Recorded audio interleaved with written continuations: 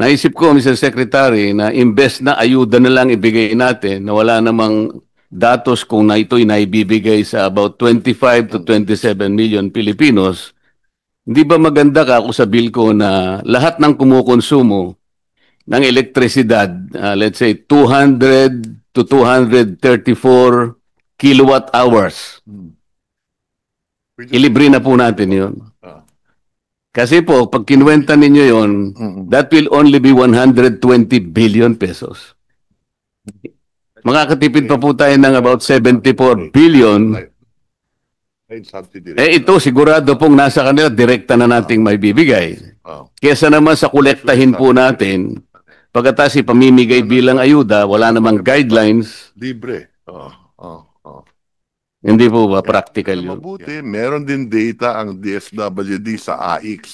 So, meron pong data sa papel. Pero pag nagtanong po kayo on the ground, sapagkat lalong-lalo na po nung panahon ng eleksyon na po ako'y nagtatanong, talagang sinusuyod ko. Kung minsan po ang audience is about 40,000 to 50,000 people.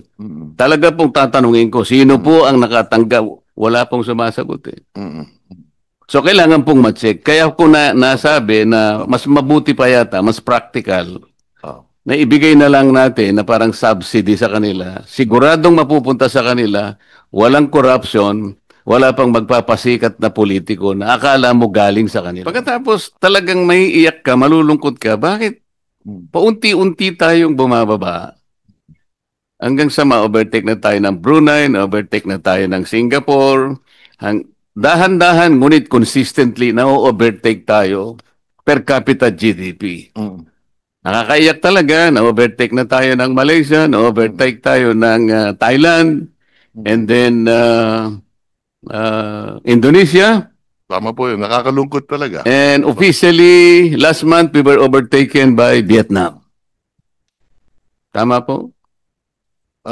Size of the economy, I think mas malaki pa rin ang Pilipinas ng konti. Yes, but trajectorily, I am talking about per capita GDP. Yeah, that's possibly. Officially, that's correct, yes. Na-overtake na po tayo. Huwag na po sana tayong papayag na ma-overtake pa tayo ng Myanmar, Cambodia, o kaya Timor-Leste. Baka maiyak na po tayong lahat, Secretary. And that's why we gotta get our act together, both the executive and Congress. Yun nga po eh. Yes. Secretary, magsasegue ako ng konti. Opo. Meron po kasi akong panukalang batas. Dahil nire-review ko po yung mga ayudang nangyari sa panahon natin ngayon. Meron po tayong 5 klaseng ayuda eh. Yung isa po, conditional, ito po yung 4Ps. Yung iba po, walang guidelines, walang condition. Meron tayong MAIP, meron tayong AIX, meron tayong TUPAD, meron pang AKAP yata, ma'am. AKAP.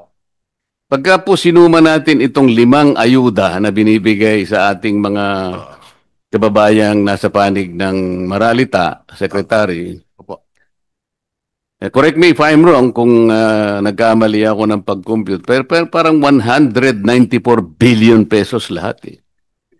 Tama po yan, karamihan yan sa DSWD. Yes, sir. Pag sinama mo pa yung MAIP, TUPAD, yung MAIP sa health yan, yung TUPAD, DOLE, yes, yung AIX, DSWD, and so on and so forth. Correct. 194 billion pesos.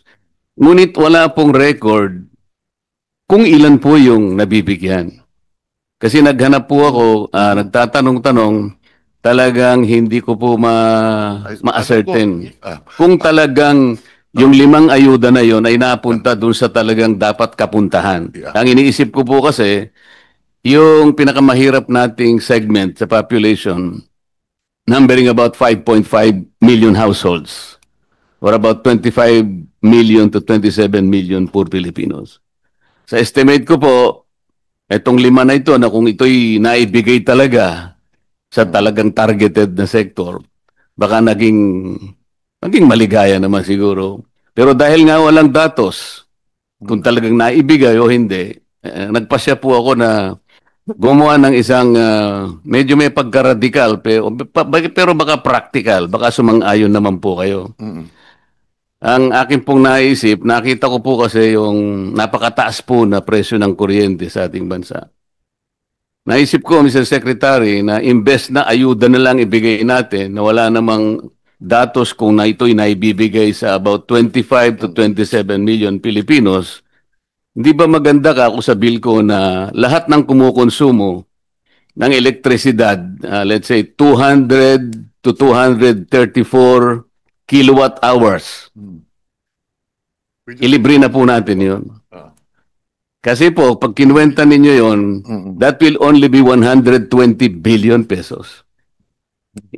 Makakatipid pa po tayo ng about 74 billion. Ito sigurado pong nasa kanila, direkta na nating may bibigay. Kesa naman sa kolektahin po natin, pagkatapos ipamimigay bilang ayuda, wala namang guidelines. Libre. Hindi po ba practical yun? Yeah. Ang pagkaalam ko, meron pong data ang DSWD kung ilan yung natutulungan ng 4Ps. Yung 4Ps po, walang masyadong problema doon. Correct. Sapagkat conditional po yun. Correct. At So, yan po merong guidelines. correct. So, Pero pagka yung MAIP na po, yung AIX, yung TUPAD, lalo na po yung AKAP, talaga pong wala na yun.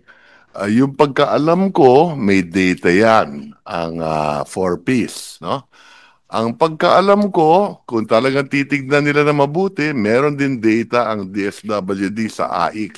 So, meron pong data sa papel. Pero pag nagtanong po kayo on the ground, sapagkat lalong-lalo na po nung panahon ng eleksyon na po ako'y nagtatanong, talagang sinusuyod ko. Kung minsan po ang audience is about 40,000 to 50,000 people. Talaga pong tatanungin ko, sino po ang nakatanggap? Wala pong sumasagot eh.